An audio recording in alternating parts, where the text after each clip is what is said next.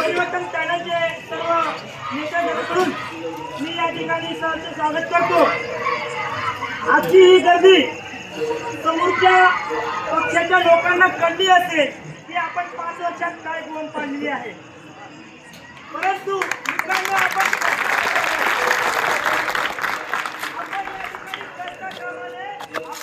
विजय rally ही विजयात परिवर्तन करायची आहे आणि विजय खेचून आणायचा आहे। इथे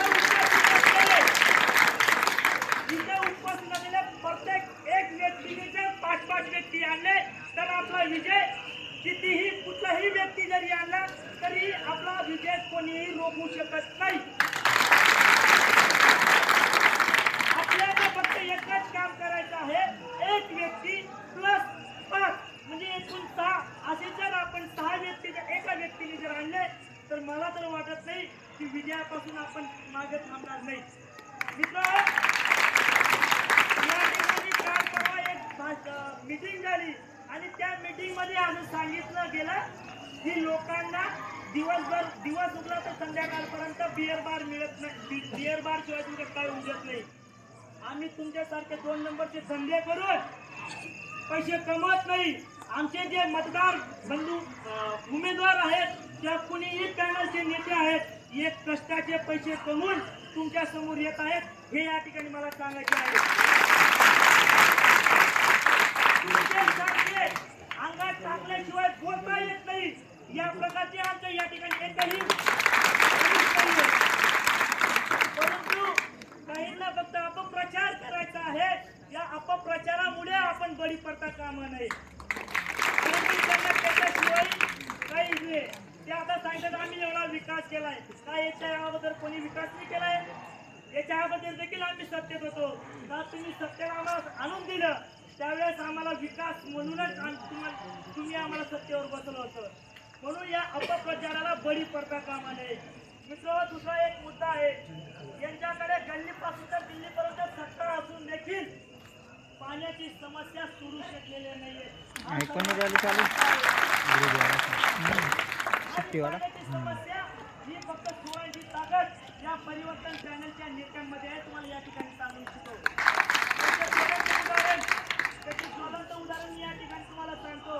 त्यावेळेस आमचे प्रवीण भाऊ सरपंच म्हणून या गावाला पदभार स्वीकारला होता, त्यावेळेस 3 गाव पाणी पुरवठा योजना म्हणजे मांडर, कर्ज, अंजन, विरे, वाडी शेवडून पाणी आणण्याची प्रस्तावना यांनी प्रस्ताव दाखल केला होता। वकील साहेब त्यावेळेस जिल्हा परिषद सदस्य होते, त्यांच्या मार्फत जिल्हा परिषद मध्ये एक निवेदन देण्यात आलं आणि त्या निवेदनामध्ये 3 गाव पाणी पुरवठा ही मंजूर साठी मंत्रालयात पाठवलं होतं। 3.5 कोटी मंजूर झालं होतं, परंतु सत्ता बदलल्यानंतर यांना असं वाटलं की जर ही मंजूर झाली तर त्याचे श्रेय आपल्याला येणार नाही।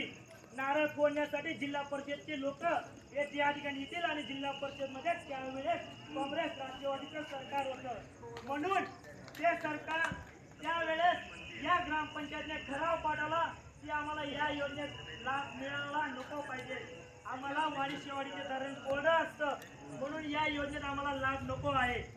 मित्र, आज जे तुम्ही जा वाडी शेवाडीचं पाणी धरण हे 100% क्षमतेने भरलेलं आहे, परंतु श्रेयाच्या पोटी यांनी ते पाणी पुरवठा कॅन्सल केली आणि आता संदीप दादा ज्यावेळेस राज्य सरकार काँग्रेस राष्ट्रवादी महाविकासचं सरकार होतं त्यावेळेस 86 गाव पाणी पुरवठा हे त्यावेळेस मंजूर केलं।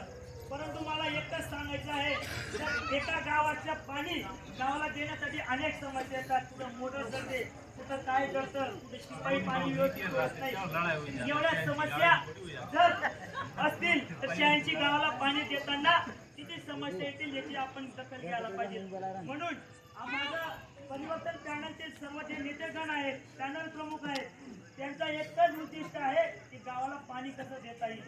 मित्रांनो, माझा दुसरा महत्वाचा आणि अतिशय महत्वाचा मुद्दा आहे, पैसे विकास कामं करत असताना कुणीही देत नाही, माझ्या खिशातून देत नाही किंवा याच्या खिशातून देत नाही, पैसे देते तर राज्य सरकार।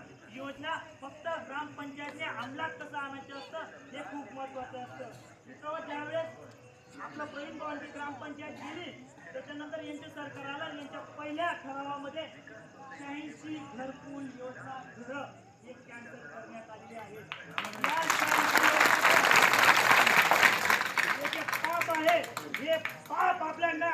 त्यांना दाखवून द्यायचे आहे की हे पाप तुम्हाला फेडावं लागेल, इथंच फेडावं लागेल.